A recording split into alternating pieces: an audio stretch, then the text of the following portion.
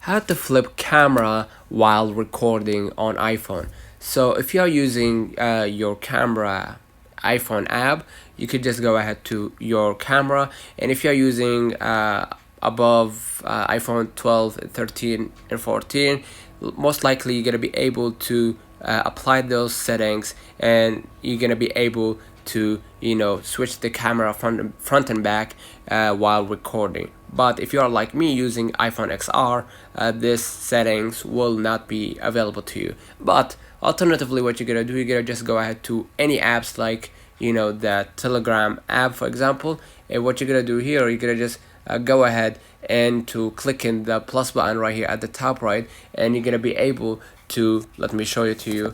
You're gonna be able right here, if I clicked the story, and you're gonna be able to start recording right here. As you can see, I cannot show the camera because it's my face on it, but basically you're gonna be able to see your face right here in the front, and you're gonna be able to see the back basically. So so basically you could just go ahead and click on it, right, and you're gonna be able to see your front, and you're gonna be able to see the the behind the camera. Alright, let me know in the comments if this video helped you.